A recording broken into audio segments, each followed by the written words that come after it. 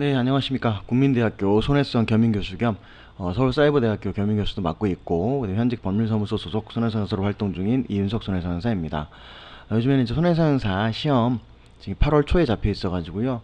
저희 또 손해상사 시험 강의를 주말에 하고 있거든요. 지금 이제 다음 주면 마지막 주차인데 혹시 이 글을 들으시는 저희 학원 수강생분이 계시다면 꼭 합격하시기를 이 자리를 빌어서 부끄럽게 한 말씀을 드려보고요. 자, 오늘 말씀드릴 내용은요, 수상 레저 사고입니다. 수상 레저 사고인데, 한번 보실까요? 바나나 보트 타다가 이제 사고가 나셨던 그런 케이스였어요. 보통 이제 우리 바나나 보트를 타게 되면 이렇게 앞에서 보트가 끌어주고 뒤에서 이제 이용객들이 타고 있죠. 이분 같은 경우에는 공무원이셨는데 그 연수 가셨다가 거기서 이제 뭐 워크숍 가셨다가 원래 이제 위험한 걸 안 타시는 성격이신데 동료들이 같이 타자고 졸라가지고 인원이 이제 채워줘야 되니까 탔다가 너무 무서우신 거예요. 한번 탔는데. 그래서 안 타겠다 그랬는데 한 번만 더 타자 이렇게 부탁이 있어가지고 아니라 다를까 두 번째 탔다가 슬픈 예감은 틀린 적이 없죠. 사고가 난 겁니다. 그래서 이게 이 보트 운전자가 확 방향을 틀면서 떨어지셨는데 달리는 보트에서 이제 빠른 속도로 달리고 있을 때 떨어지게 돼서 부딪히게 되는 수면은 더 이상 물이 아니라 콘크리트죠. 그래서 콘크리트 같이 딱딱합니다. 그러다 보니까 떨어지면서 어깨뼈가 뚜둑하는 소리가 나셨다고 해요. 견갑골이 이렇게 골절이 되셨다는 느낌이 났는데 팔을 당연히 쓸 수가 없으니까 나머지 안 다친 쪽 팔을 들면서 좀 건져달라, 못 움직이겠다 이렇게 얘기를 했고 안전요원이 와가지고 뭐 안전요원도 그 영문을 몰랐겠죠. 그래서 끈을 올려줄 때 보통 어떻게 올려주죠? 이 안전 구명조끼 양쪽을 잡고 위로 들어 올려가지고 그 보트 위로 올리죠. 그 과정에서 추가로 이제 어깨뼈가 두둑하면서 또 골절이 되신 겁니다. 그럼 당연히 좀 심하게 골절이 되셨겠죠. 그래서 골절된 형태를 보면 이런 식으로 이 견갑골이 있으면 골절이 된 부분이 이렇게 올라붙어 있죠. 제 생각에 이제 한번 골절이 되고 끌어올리는 과정에서 얘가 이제 올라붙어 버린 게 된 것 같은데 견갑골 같은 경우에는 보통 이렇게 올라붙어도 웬만해서는 수술을 못 합니다. 왜냐하면 이 뼈 자체가 얇아요. 이 두께가 얇기 때문에 스크류를 박는 과정에서 추가적으로 뼈가 깨질 수가 있습니다. 그래서 대부분 수술을 못 하고요. 요대로 굳히는 경우가 많습니다. 그러다 보니까 문제가 뭐냐, 수술을 안 했기 때문에 되게 가볍게 보는 경우가 많아요. 가볍게 보는 경우가 많고 이분 역시 최종 진단명은 대학병원에서 좌측 견갑골 몸통 골절, 다른 말로는 좌측 견갑골 체부골절이라고 한다. 체부골절. 그래서 견갑골은 이렇게 아까 역삼각형의 뼈인데 그 체부 쪽에 골절이 됐다라는 판정을 받으셨고요. 당연히 치료병원에서는 수술도 안 했고 또 수술을 안 하다 보니까 이 실제로 피해자분이 어깨가 제대로 안 올라갑니다라는 증상을 호소했음에도 불구하고 이거는 본인의 운동 부족이다. 그렇게 장애가 남을 수가 없다. 라고 이제 거절을 하셨던 그런 케이스였죠. 그래서 저희가 검토를 해 보니까 견갑골 같은 경우에는 뭐 이제 아까 말씀드렸던 그 부정유압이라고 하는 장애도 있지만 이렇게 몸통 골절이라고 하거든요. 견갑골 체부골절. 아까 견갑골 몸통 골절을 말씀드렸죠. 이 체부골절로 인한 불유압 장애가 있고 25도 각도 형성이 있습니다. 그럼 이거는 강직 장애가 인정이 안 될 경우에 요것도 검토를 하는데 이분 같은 경우는 뼈가 올라붙었기 때문에 요걸 조금 검토해 볼 수 있을 만한 여지가 있었습니다. 그래서 감정을 할 때 이 부분에 대해서 각도 형성도 의뢰를 했었고요. 해서 결과치를 받아 보니 이렇게 돼 있었습니다. 수상 레저 중 수상했다.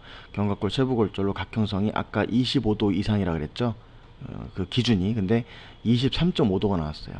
23.5도가 나왔으면 25도보다는 적으니까 그 맥브라이드 방식에 따른 기준을 적용하기에는 어렵다라는 결론에 이를 수가 있겠죠. 하지만 그 맥브라이드 방식을 바라보는 어떤 관점의 차이인데요. 과연 25도가 넘어야지만이 17% 적용이 되고 24도부터는 그러면은 장애가 없다라고 꼭 봐야 되는 걸까? 라는데 저희는 좀 의구심이 생겼습니다. 그래서 이 부분에 대해서 준용할 수 있는 걸 여쭤봤어요. 왜냐하면 25도부터 장애 기준이 되어 있지만 24도, 23도가 정상은 아니잖아요. 그렇다면은 27%를 기준으로 준용할 수 있는 여지는 없겠습니까? 라고 여쭤봤을 때 당연히 아주 다행히도 여기 감정해 주시는 분 그 선생님께서 준용할 여지가 있다. 워낙 심하게 골절이 됐으니 라고 말씀을 해 주셨어요. 그래서 준용을 결과치를 이렇게 받았습니다.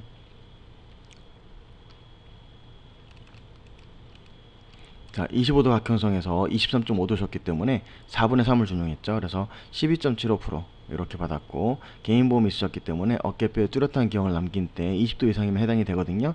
그래서 이렇게 장애 지급률과 맥브라이드 방식에 따른 노동력 상실료를 받았습니다. 이렇게 청구가 들어갔고, 당연히 보험회사에서는 뭐라고 했을까요? 인정 못하겠습니다. 왜요? 25도가 안 되니까 17%가 아닙니다. 준용한다는 것은 어디까지나 그 감정이의 주관적인 판단인데 그걸 받아들일 수는 없다라고 얘기를 했죠. 그래서 그 부분에 대해서 솔직히 조금 의견 교환이 있었고 이견이 많이 있었습니다.